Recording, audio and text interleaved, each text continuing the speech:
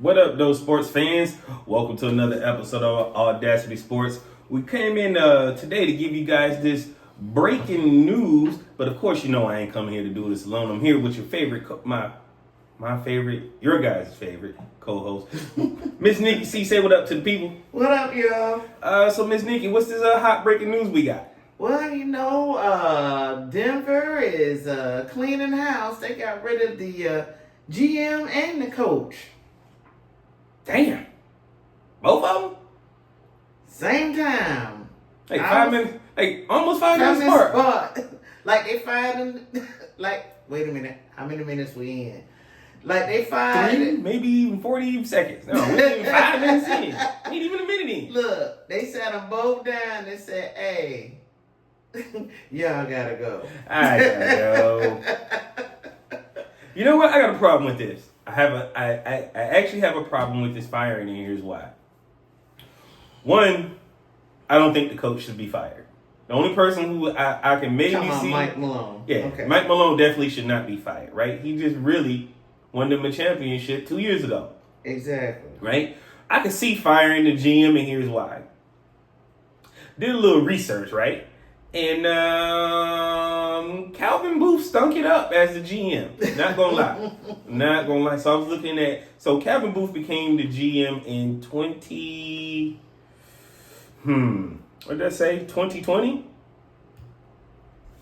When he became the GM for Denver. Yeah, in 2020. He became the GM for Denver Nuggets in 2020, right?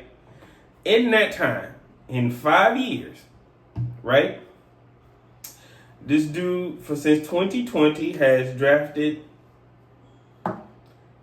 Zeke Najah from Arizona, Bones Hyland from VCU, who turned out to be trash. Christian Braun turned out to be pretty decent, right?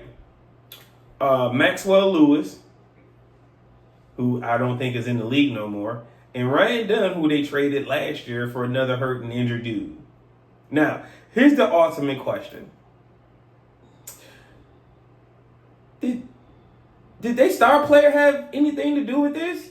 Oh, hell yeah. Luka had something. Djokovic had something to do with it. So you think Nikolai have every bit to do with this? Nikolai is tired of carrying their ass. He's the star player. Yeah, he may be the star player, but here's my thing, right? Not to mention, Calvin Booth did get Michael Porter Jr. So he did do something good there, right? But here's the thing. You don't fire your coach. He's the reason why you got in the 4th seed, right? Why you're in the 4th seed. Right. He's the reason why you made the doggone, you won the championship 2 years ago. As a matter of fact, he took y'all into right when y'all was in the losing slump 2 years ago. He told y'all, hey, man, time to get right. And in the playoffs, they got right. And won. Mm-hmm. Won the whole thing.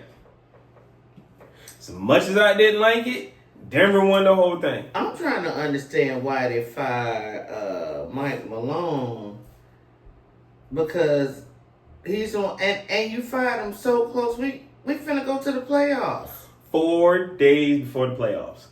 I'm not understanding. Or the play-in.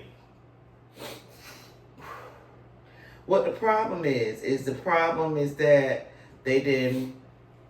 The ownership didn't feel that they didn't push for certain players during the trade, or could that be a problem in regards to firing the GM and the coach?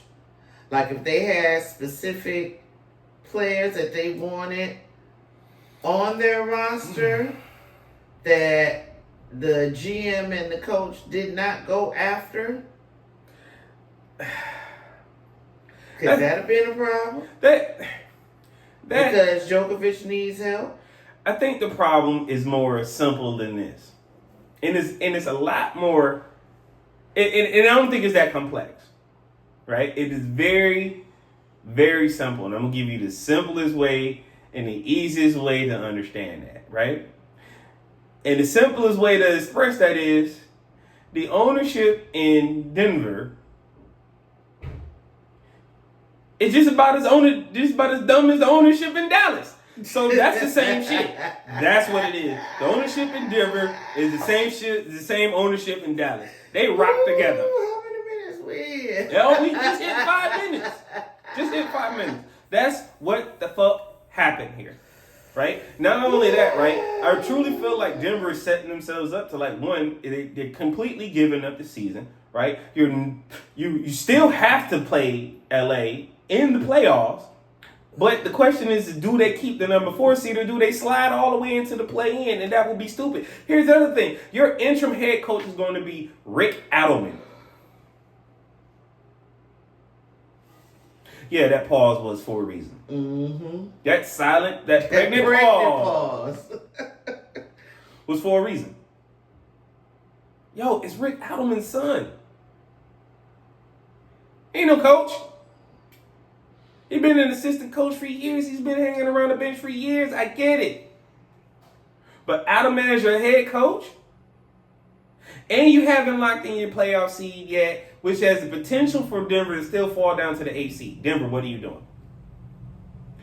I had to upload this video because it was just that doggone important. Yeah, they crashing out. So is Memphis.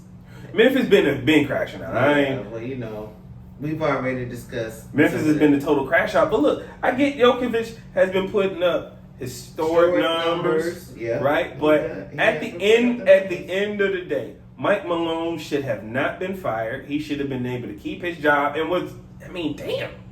When you really break it down, there's only 2 coaches that's safe. Hey, one of them in Miami. One of them is definitely in Miami, which would be Eric Spoelstra.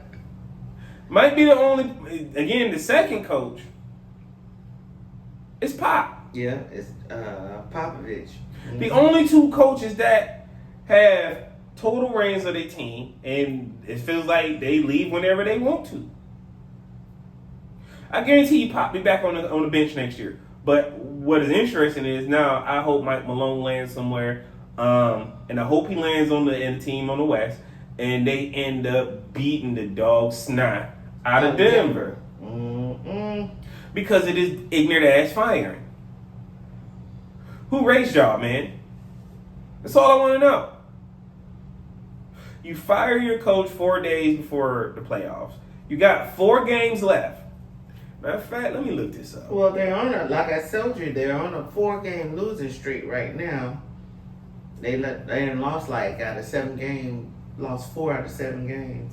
Yeah, but that still doesn't explain the firing to me. Yeah, that still doesn't explain firing Mike Malone. That still doesn't matter because again, you're still in 4th place. You're still in 4th place. So let's look at this. Denver has the pace. Nope. They got the Kings tomorrow. They got the Grizzlies on the 11th. And they end the season with the Rockets on the 13th, the number 2 team in the West. The Grizzlies is below them and the Kings are below them.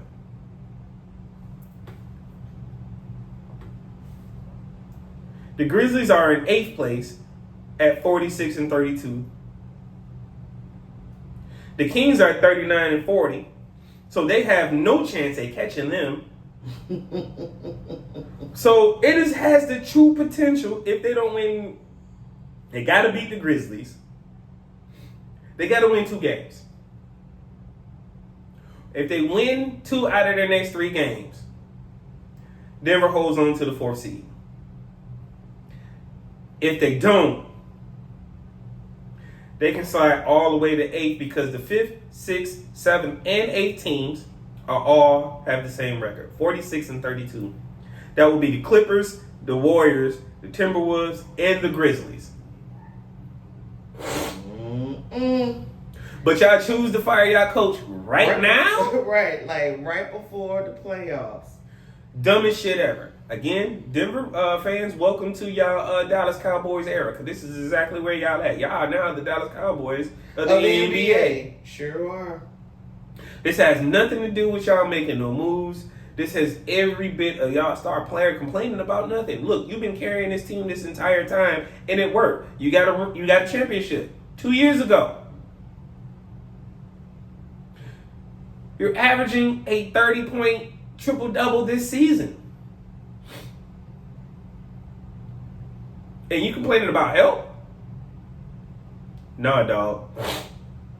This thinks of something else. Something else going on in that locker room. This Just thinks not talking about it of right something totally else. This feels like either he wants out or this is a play to say, you know what? Yeah, I want out. Because if he wanted somebody, they would have gave it to him. All he had to do was ask. If this is about Russell Westbrook, you're not getting prime Russell Westbrook. You're getting Russell Westbrook that's past his prime now. Mm-hmm.